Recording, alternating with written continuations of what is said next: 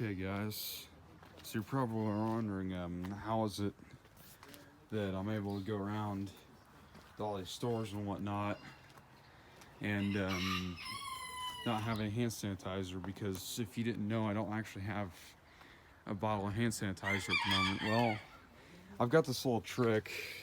I call it the Redneck sanitation method, and I use basically just a little bottle of soap, and I also use a gallon jug of water to do this.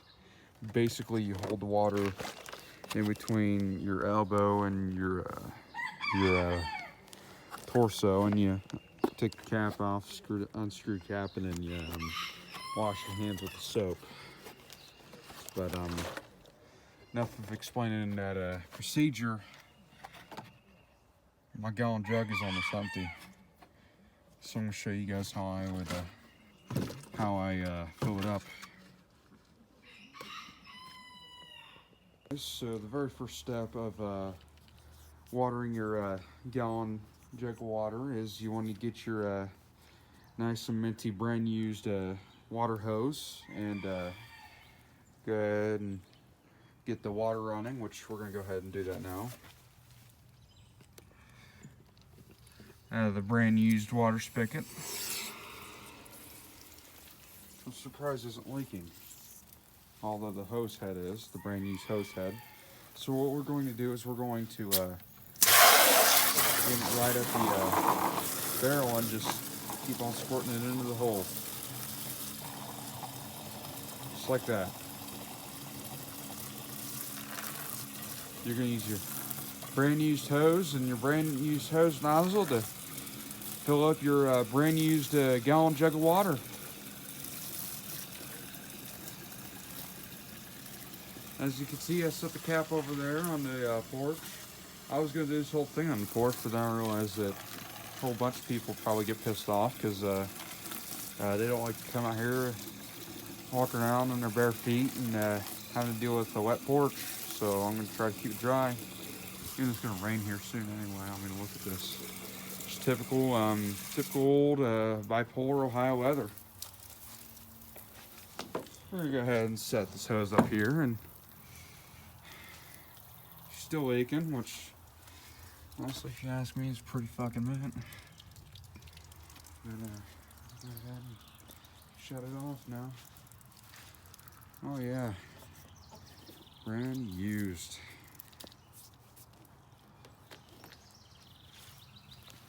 So now what you need to do is you need to take your brand used gallon jug of water, and you need to put it here.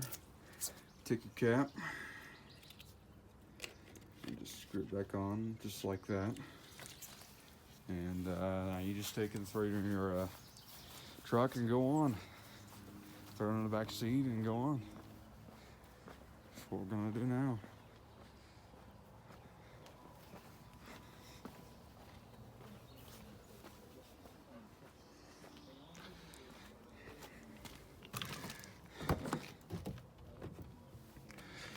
So we're gonna set this right here. This just toss wherever. Where the fuck you want to toss it? I don't know. Toss it on the floor or whatever, and you know, it's pretty much mint now. Okay, I also wanted to mention, some of you guys were asking me how much space was between my fender well, and my Jeep tires, the tires on my Jeep. And well, let's see here. My dick's about 10 inches, so I'm guessing it's about, we got about 40 inches of space between the tire and the fender well.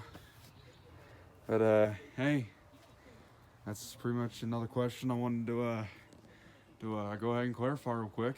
It's about 40 inches of space, and you know, I'm just fucking with you guys, right? Let's actually find out. Let's see here.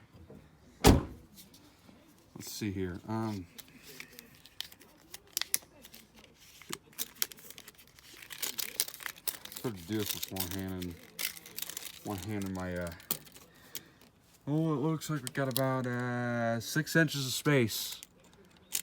6 actual inches of space. Almost 6. Close enough to 6. We're gonna call it 6. There we go. Just set that in there for now.